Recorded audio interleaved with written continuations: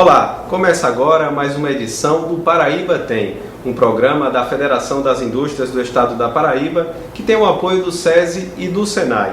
No programa de hoje, nós vamos conversar sobre a valorização imobiliária e o nosso convidado é o empresário e presidente do Sinduscon João Pessoa, Fábio Simval. Olá, seja bem-vindo ao Paraíba Tem. Obrigado pelo convite e estou à sua disposição para responder as perguntas que forem necessárias. Presidente, nos últimos anos, o mercado imobiliário de João Pessoa tem se destacado no cenário nacional. Atualmente, qual a realidade desse mercado? Olha, o mercado da construção civil como um todo, ele deu uma freada, né, diante dessa crise econômica que o país está passando. Mas mesmo assim, principalmente o mercado de João Pessoa, ele continua evoluindo bem, ainda temos uma boa velocidade de venda. E assim, nós continuamos otimistas com o mercado, apesar das dificuldades que apareceram recentemente relativas aos financiamentos bancários. Então isso, de certa forma, dá um freio a mais nesse processo da construção civil, mas de qualquer forma nós estamos otimistas, sabemos que isso é uma coisa passageira e brevemente vamos retomar todo o ritmo que nós tínhamos anteriormente.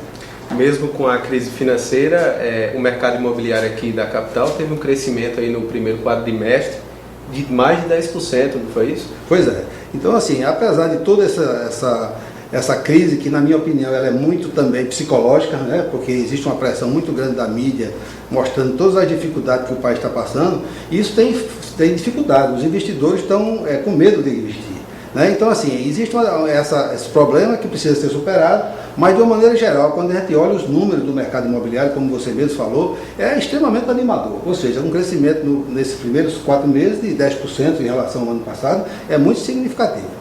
Com certeza. E qual o perfil dos imóveis mais procurados, aqueles mais vendidos aqui em João Pessoa? Olha, os imóveis estão diminuindo de tamanho, ou seja, as pessoas, o que está se procurando mais é apartamentos de 1 e 2 quartos.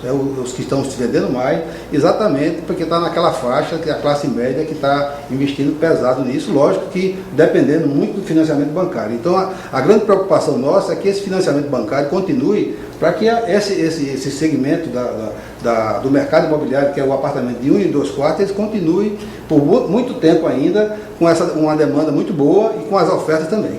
Eu acredito que o que tem contribuído para que a crise não afete o setor é que o imóvel ele é um investimento, né?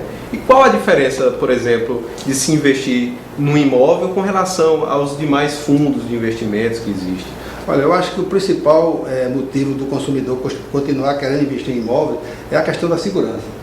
Hoje, num momento de estabilidade, numa crise de confiança que o país está passando, você investir num imóvel é uma segurança para você, porque o mercado imobiliário, por mais seguro que seja hoje, ele tem uma rentabilidade baixa e, de certa forma, você fica apreensivo, porque, infelizmente, o governo está tomando ações aí que, às vezes, você fica preocupado, né? Existem muitas especulações, mas a gente acredita que o imóvel, a grande vantagem do imóvel é a segurança, apesar de que a liquidez do imóvel não é como uma aplicação financeira, mas, em compensação, a segurança prevalece sobre isso e, num momento de dificuldade, a melhor opção, na minha opinião, é investir em imóvel. O senhor falou há pouco sobre restrições de crédito para financiamento de imóveis.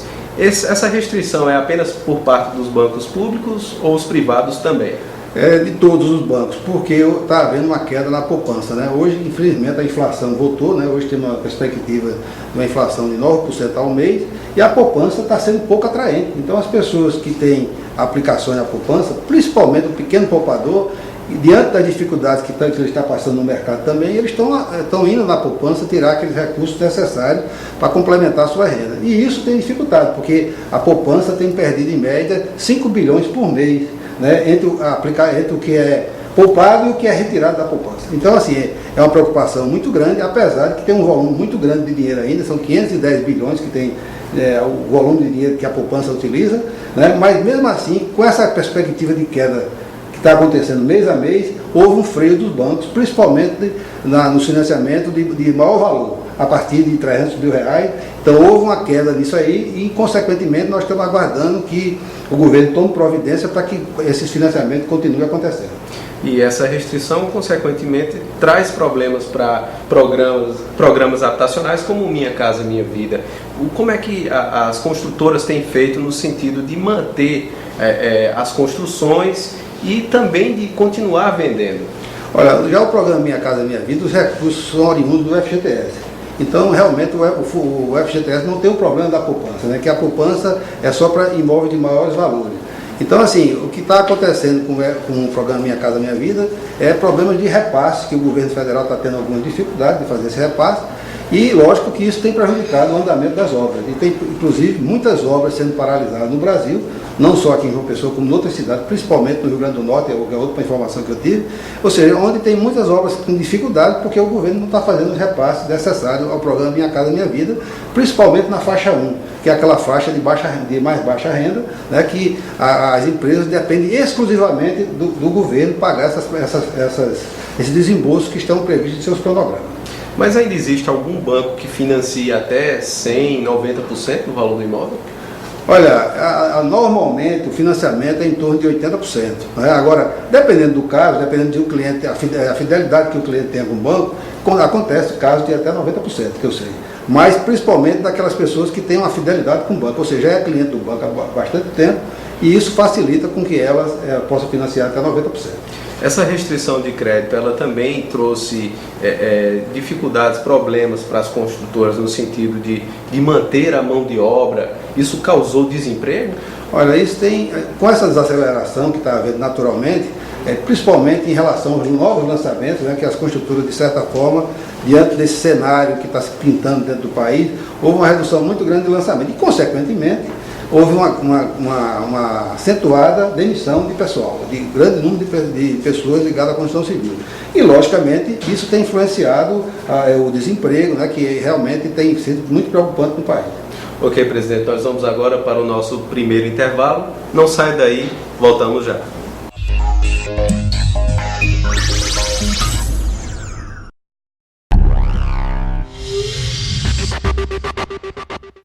Muita gente pergunta qual a solução para a crise hídrica de Campina Grande. Eu acho que vai haver racionamento, é obrigatório ampliar o racionamento, não tenho dúvida alguma, é a coisa mais simples do mundo.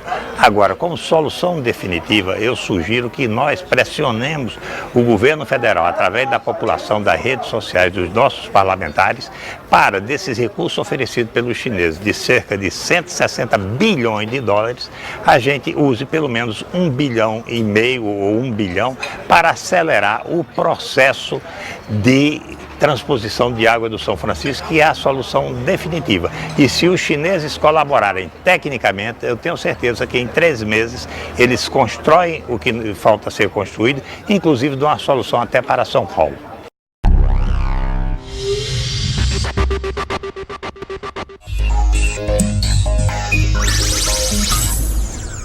Estamos de volta com o Paraíba Tem, no programa de hoje conversando sobre valorização imobiliária. E o nosso convidado é o empresário e presidente do Sinduscon João Pessoa, Fábio Simval.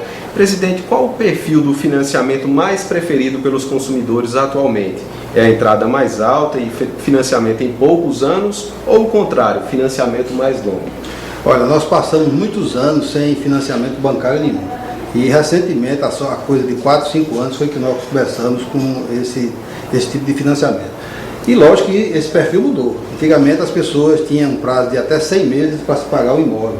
E aí você tinha que ter uma entrada maior, prestações maiores, né? E hoje, com a chegada do financiamento imobiliário, principalmente em função da queda das taxas de juros, que também estava ligada diretamente à inflação. Então isso com a inflação baixa. E isso mudou. Então hoje a tendência é o quê? O cliente compra, ele paga em torno de 30% durante a construção e os outros 70% normalmente é financiamento bancário. Então esse é o perfil maior dos empreendimentos que nós estamos lançando no mercado. Mas hoje é possível o consumidor comprar um imóvel sem entrada? Não, isso aí ainda não é possível, porque a verdade, como foi dito no bloco anterior, o financiamento é no máximo 90%. Então significa dizer que o consumidor tem que ter alguma entrada, né? E com as restrições de crédito, as construtoras, elas conseguem ter um financiamento próprio? Veja bem, isso agora já está voltando a uma situação anterior. Nós tínhamos, antes eu falei, não tínhamos financiamento e tinha financiamento próprio. Aí entrou o sistema bancário, o sistema financeiro da habitação. Aí melhorou muito para o consumidor, porque ele podia ter prazos mais elásticos e prestações menores. Agora, com essa restrição de crédito, nós estamos começando a ter esse tipo de problema. Significa dizer que a gente, na prática, porque essa restrição de crédito é muito recente, a gente não se sentiu ainda muito como é que vai ficar isso. Espero que isso seja contornado, porque, infelizmente, financiamento de longo prazo não combina com inflação. Então, se o governo continuar com a política que não controla a inflação, realmente se complica muito a questão do financiamento a longo prazo. E falando um pouco sobre a questão da mão de obra qualificada no setor, os salários hoje desses trabalhadores é um salário satisfatório? Olha, é aquela história, o trabalhador sempre quer melhorar e apesar de que nos últimos anos a gente vem dando aumentos acima da inflação.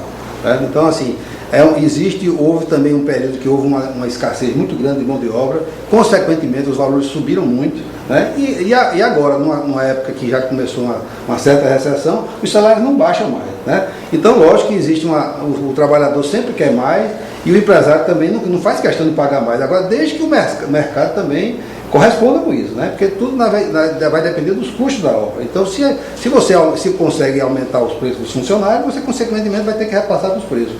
E isso também é ruim para o consumidor. Então, assim, tem que haver um equilíbrio entre o valor do salário que está sendo pago e o valor de mercado que a gente está vendendo os produtos.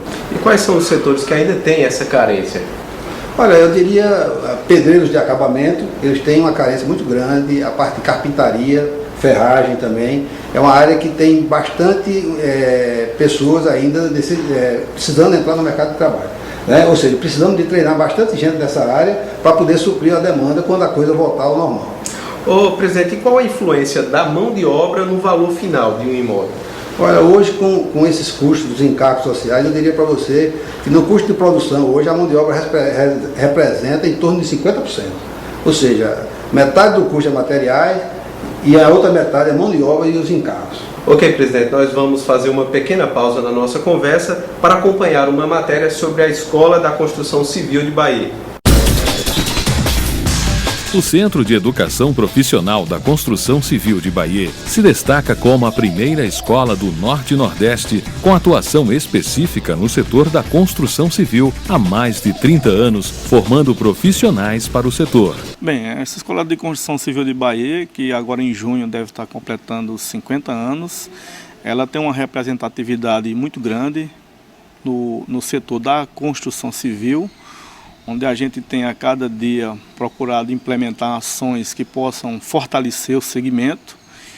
No entanto, também não perdemos o olhar no ponto de vista de ampliar as ações. A gente entende que a construção civil ela não se dá apenas com as ocupações de pedreiro, de armador, de pintor, mas também de outras ocupações que estão transversais dentro da construção civil, como a eletricidade, telecomunicação, enfim, são a própria gestão, que é importante na construção civil, tecnologia da informação e da comunicação, segurança no trabalho. Para tanto, o Centro apresenta uma gama de ações capazes de atender com excelência a demanda deste setor, que é um dos que mais cresce em todo o país.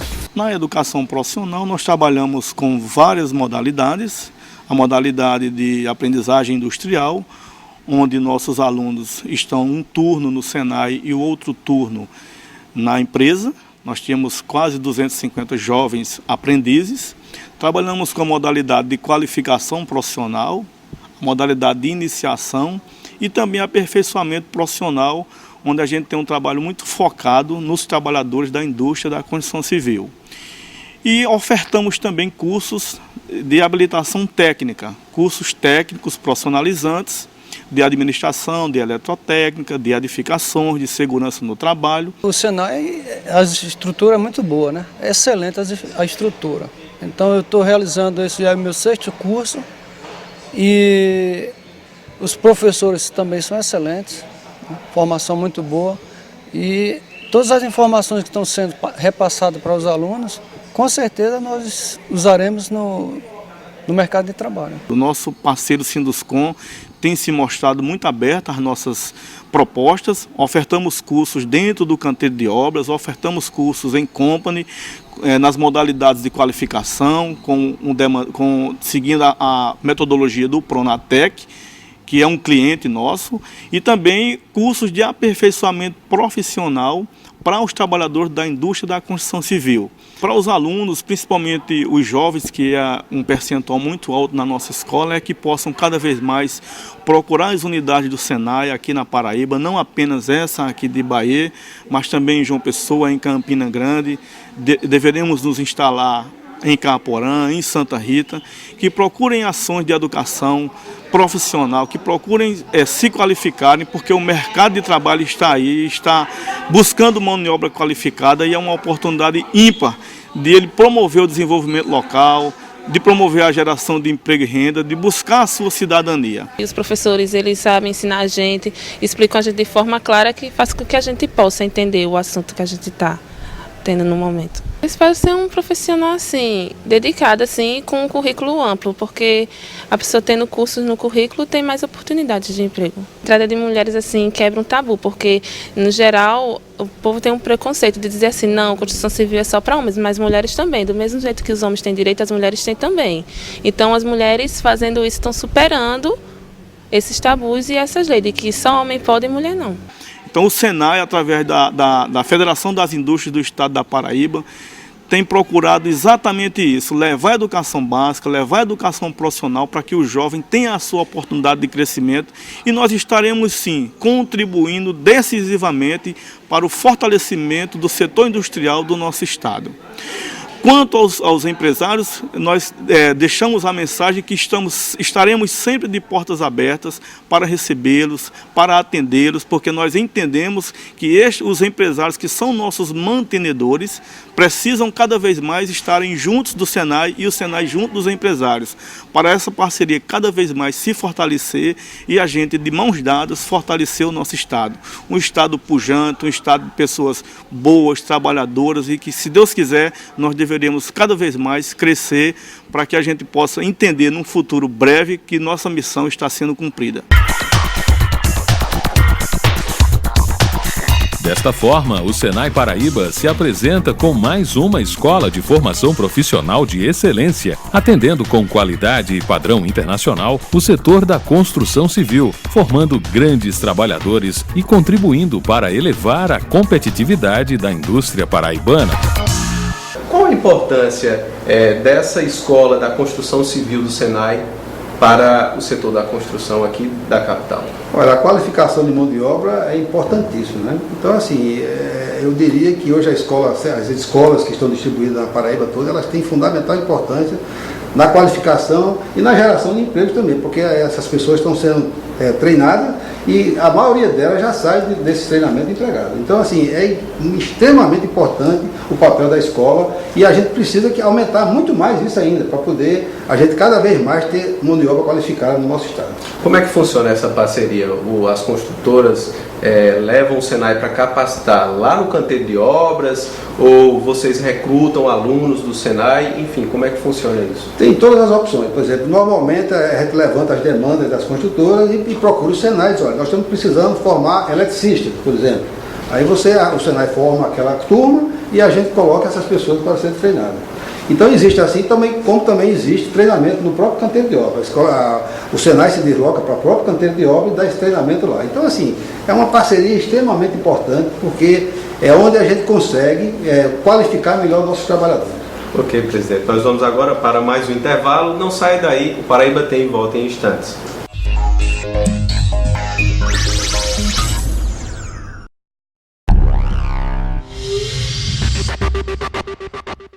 Muita gente pergunta qual a solução para a crise hídrica de Campina Grande. Eu acho que vai haver racionamento, é obrigatório ampliar o racionamento, não tenho dúvida alguma, é a coisa mais simples do mundo. Agora, como solução definitiva, eu sugiro que nós pressionemos o governo federal, através da população, das redes sociais, dos nossos parlamentares, para, desses recursos oferecidos pelos chineses, de cerca de 160 bilhões de dólares, a gente use pelo menos 1,5 bilhão ou 1 bilhão para acelerar o processo de transposição de água do São Francisco, que é a solução definitiva. E se os chineses colaborarem tecnicamente, eu tenho certeza que em 3 meses eles constroem o que falta ser construído, inclusive de uma solução até para São Paulo.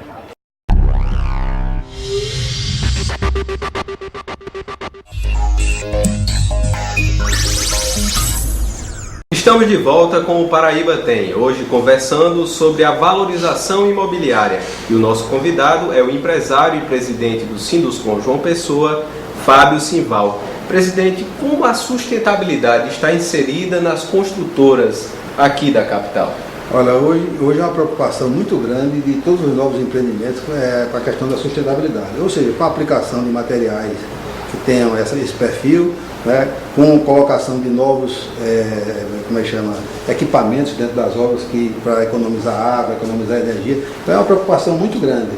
Então, assim, hoje, inclusive o próprio cliente, quando ele vai comprar, ele analisa esses dados. Então, assim, é muito importante que as construtoras que estão lançando novos produtos se preocupem realmente bastante com isso e lancem cada vez mais novos equipamentos que, com certeza, vai atrair muito mais os consumidores. Eu diria, por exemplo, captação de água de chuva. Hoje nós estamos vivendo um período chuvoso, né?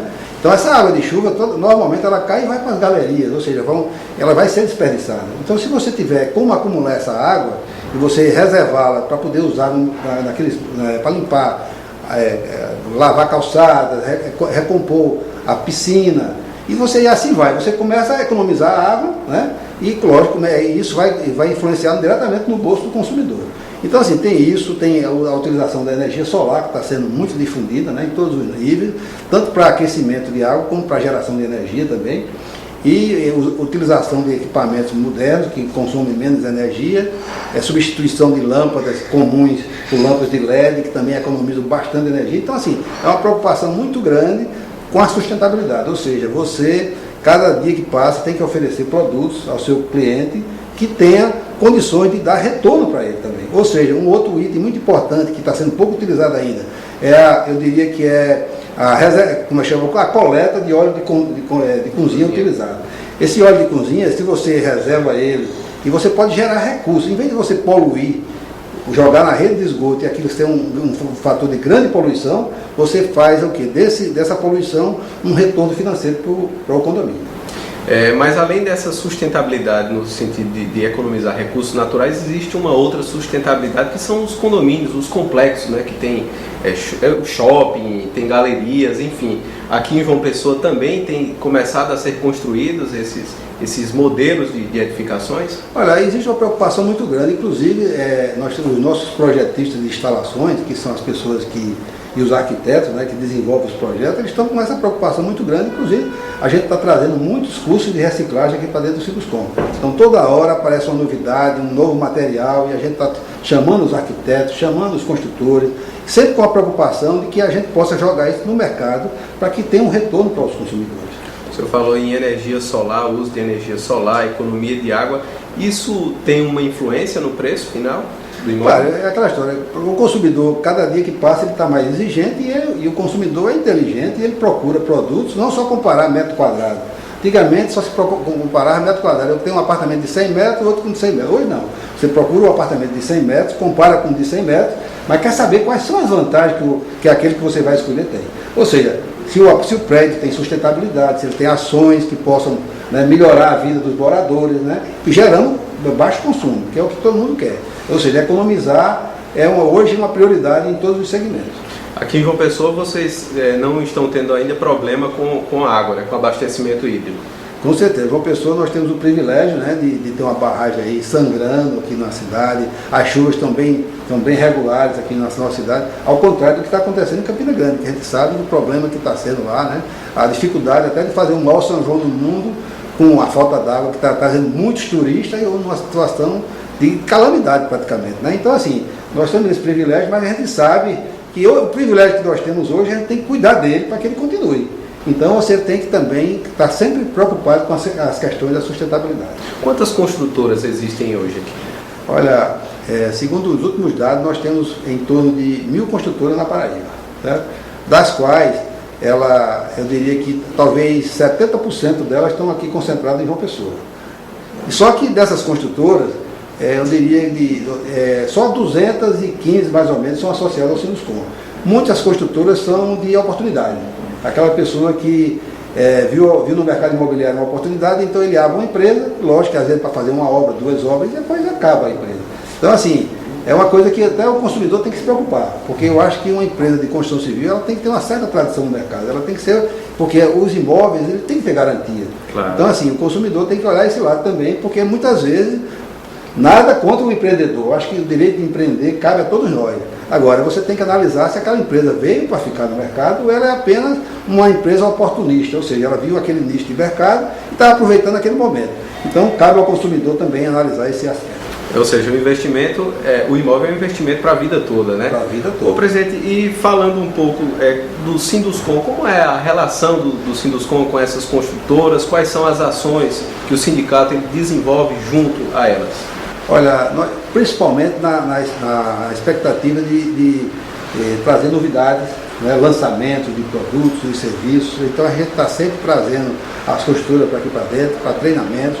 A gente dá uma assessoria jurídica também, a gente tem uma equipe jurídica, a gente tem uma equipe de engenheiros, de segurança.